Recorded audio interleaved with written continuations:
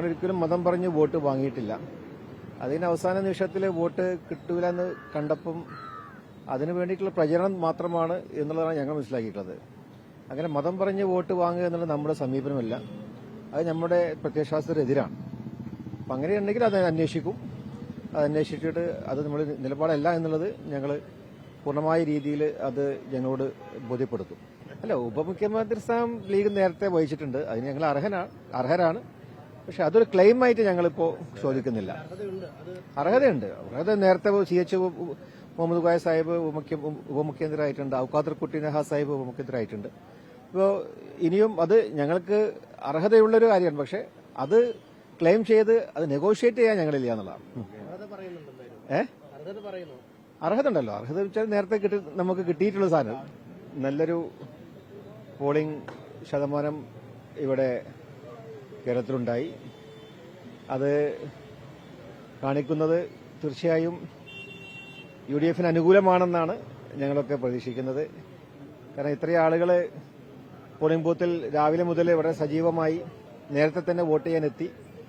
അവസാനം വൈകിട്ടും സമയം കഴിഞ്ഞിട്ടും ആളുകൾ വോട്ട് ചെയ്തേ പോകൂ എന്നുള്ള ഒരു രീതിയിൽ വന്നത് ഈ ഒരു സമ്മതിദാന അവകാശം അത് തീർത്തും നല്ലതിനു വേണ്ടി ഉപയോഗിക്കണമെന്നുള്ള അവരുടെയൊക്കെ ആഗ്രഹമാണ്.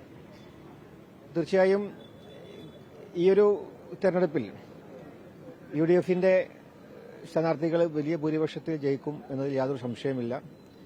UDF ശക്തമായ ഭൂരിപക്ഷത്തിൽ അധികാരത്തിൽ വരും എന്നുള്ളത് തന്നെയാണ് ഞങ്ങൾ മനസ്സിലാക്കിയിട്ടുള്ളത്. അതിവിടെ നേരത്തെ സൂചിപ്പിച്ചതുപോലെ ഒരു ഭരണവിരുദ്ധ വികാരം ഇവിടെ ഉണ്ടായിട്ടുണ്ട്. പല രാഷ്ട്രീയ കാരണങ്ങളൊക്കെ അതുമായി ബന്ധപ്പെട്ടതൊക്കെ ചർച്ച ചെയ്യപ്പെടുകയുണ്ടായി. എന്നിരുന്നാലും ഇനി നമ്മൾ കാത്തിരുന്ന് കാണാം എന്നുള്ളതാണ് എനിക്ക് പറയാനുള്ളത്. ലീഗിന്റെ 27 സീറ്റുകളിൽ എങ്ങനെയാണ് പ്രതീക്ഷ? ലീഗ് സാധാരണ 10, 17, 18 അങ്ങനെയൊക്കെയാണ് പോകാറുള്ളത് കണക്ക്. ഇല്ല, നല്ലൊരു ശതമാനം സീറ്റുകളിൽ ലീഗ് ജയിക്കുമെന്ന് തന്നെയാണ് ഞങ്ങൾ മനസ്സിലാക്കിയിട്ടുള്ളത്. 27 സീറ്റിലാണ് ഞങ്ങൾ മത്സരിച്ചതെങ്കിലും 20ന്റെ മേലെ എന്തായാലും തീർച്ചയാണ്. കാറ്റ് വലിയ ശക്തിയുള്ള കാറ്റാണ് പുറത്തോട്ട് വീശിയിട്ടുള്ളത്. അതുകൊണ്ട് വലിയ രീതിയിൽ തന്നെയുള്ള സീറ്റുകൾ ലീഗിനും കോൺഗ്രസിനടക്കമുള്ള UDFന് കിട്ടും. ലീഗ് സ്ഥാനാർത്ഥികൾക്കെതിരെ മതം പറഞ്ഞ് വോട്ട് ചോദിച്ചു എന്ന് പറഞ്ഞിട്ട് ഇവിടെ കോഴിക്കോട് സൌത്തിലും പേരാമ്പ്രയിലും ഒക്കെ LDFന്റെ ഭാഗത്തുനിന്ന് വലിയ തോതിലുള്ള വിമർശനമുണ്ട്. ആ രീതിയിലുള്ളൊരു പ്രചരണത്തിലേക്ക് ലീഗിന്റെ സ്ഥാനാർത്ഥികൾ പോയിരുന്നു? ഒരിക്കലുമില്ല. ഞങ്ങളൊരിക്കലും മതം പറഞ്ഞ് വോട്ട് വാങ്ങിയിട്ടില്ല. അതിന് അവസാന നിമിഷത്തിൽ വോട്ട് കിട്ടൂല എന്ന് കണ്ടപ്പം അതിനു വേണ്ടിയിട്ടുള്ള പ്രചരണം മാത്രമാണ് എന്നുള്ളതാണ് ഞങ്ങൾ മനസ്സിലാക്കിയിട്ടുള്ളത്. അങ്ങനെ മതം പറഞ്ഞ് വോട്ട് വാങ്ങുക എന്നുള്ളത് നമ്മുടെ സമീപനമല്ല, അത് നമ്മുടെ പ്രത്യയശാസ്ത്രത്തിനെതിരാണ്. അപ്പം അങ്ങനെയുണ്ടെങ്കിൽ അത് അന്വേഷിക്കും. അത് അന്വേഷിച്ചിട്ട് അത് നമ്മുടെ നിലപാടല്ല എന്നുള്ളത് ഞങ്ങൾ പൂർണ്ണമായ രീതിയിൽ അത് ഞങ്ങളോട് ബോധ്യപ്പെടുത്തും.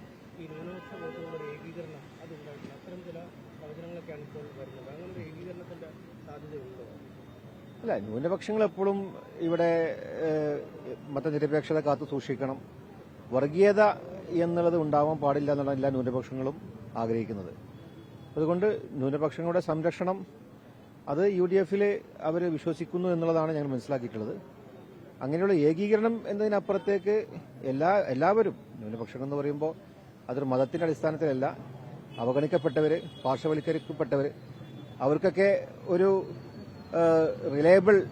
റിലേ ചെയ്യാൻ കഴിയുന്നത് UDFലാണ് എന്നുള്ളത് അവർ മനസ്സിലാക്കിയിട്ടുണ്ട്. അതുകൊണ്ട് അവർ തീർച്ചയായും UDFനൊപ്പം നിൽക്കും എന്നതിനാണ് ഞങ്ങൾ മനസ്സിലാക്കിയത്.